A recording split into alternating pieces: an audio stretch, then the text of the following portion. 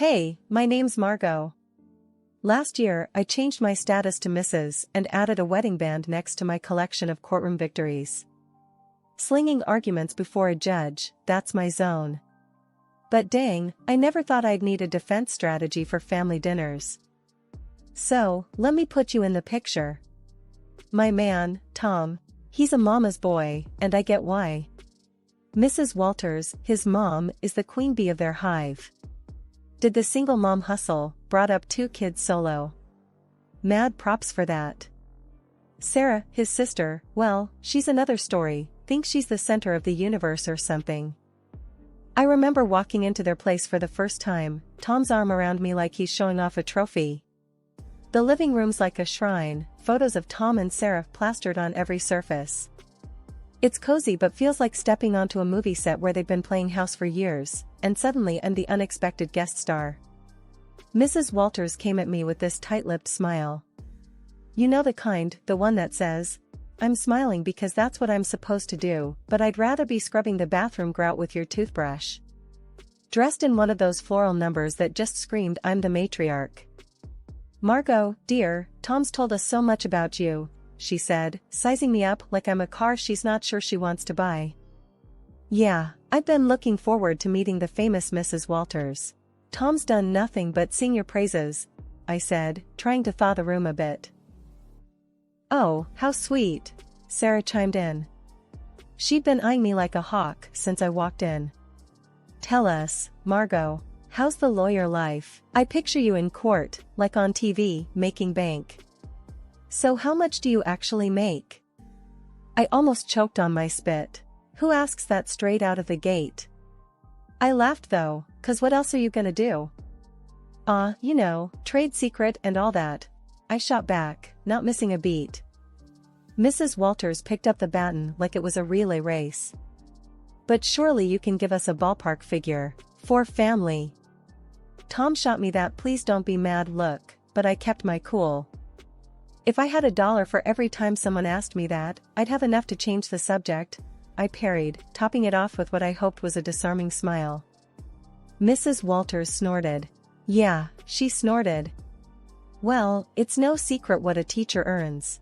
Right, Tom? Mom, Tom sighed. Let's not do this now.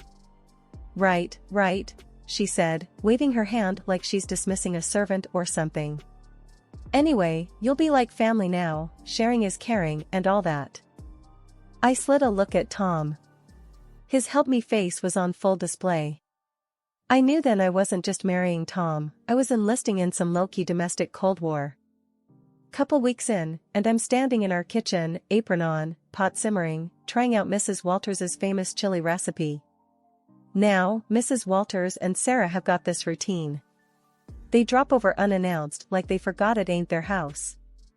Your chili needs more heat. Mrs. Walters picks at the ladle like she might catch something. And less salt. Watch your husband's blood pressure. Got it, I reply. Inside, I'm rolling my eyes so hard I'm seeing my brain. Sarah's there too, all leaned back on a stool like she's the Queen of Sheba. You see this spot, Margot? Cleanliness is next to godliness, isn't it, Mom? Mrs. Walters nods like it's gospel and Sarah's high-fiving herself in her head.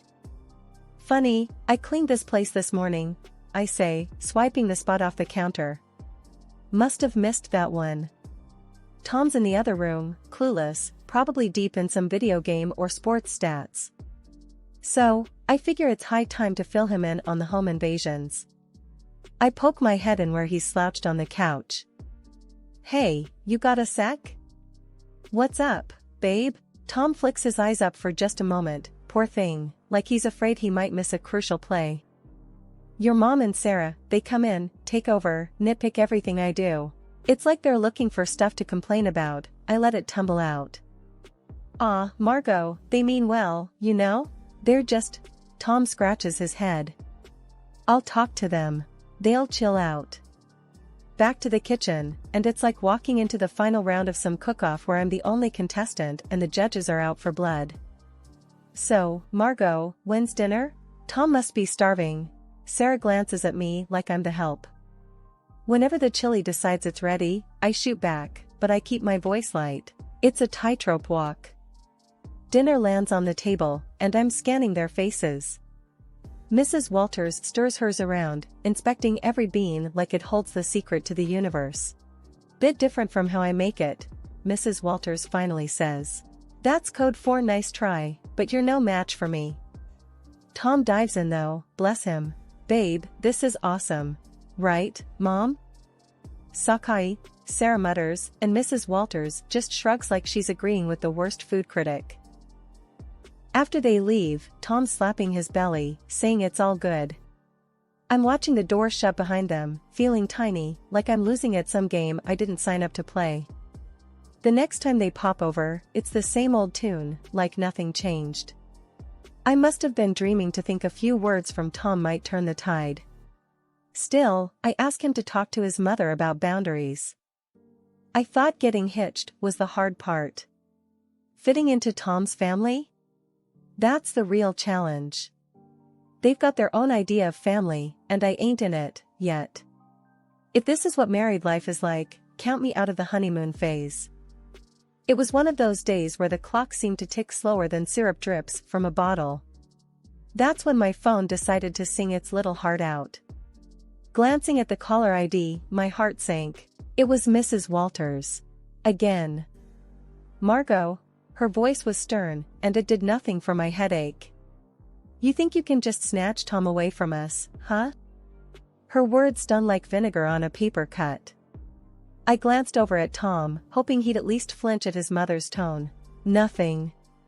He's glued to the TV screen, a statue with heartbeat. Mrs. Walters, it's not like that. We're just trying to set up some boundaries, I said, my voice squeezed thin. Boundaries? She fumed. That's just a fancy word for shutting us out. You can't do that to us, to me. He's my son. As I blinked back frustration, Tom still silent, looking like someone shrunk his spine in the wash. Listen, it's normal for married folks to want their own space. I tried to keep the edge out of my tone. Space? He's never needed space before you, came her sharp retort. Her voice was a buzzsaw and each word carved up my patience. That was when Tom decided to pipe up, but not to back me up. No. Mom, is everything okay?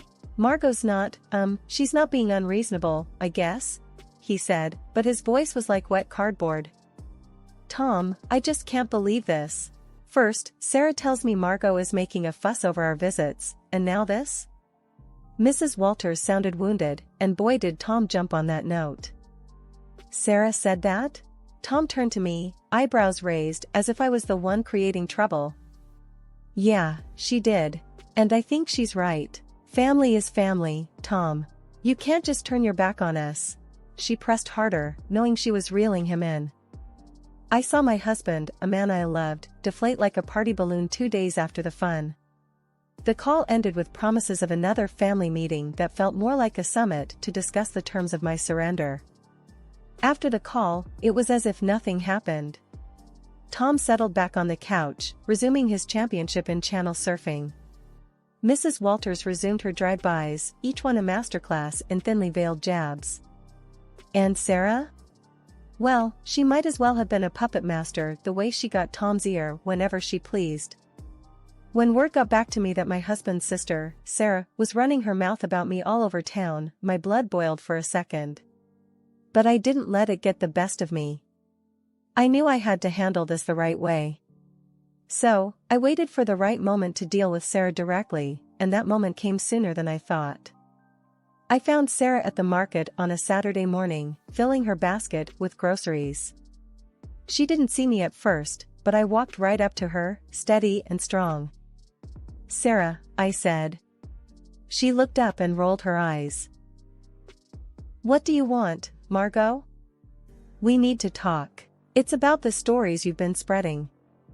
She snorted loudly, a smirk spreading across her face. Stories? I don't know what you're talking about. The rumors, Sarah. About me. Emily's bossy, Emily's this and that. Cut it out. She laughed, tossing an apple up and down in her hand. And what are you going to do if I don't? You think you can boss me around? I kept my cool. Listen.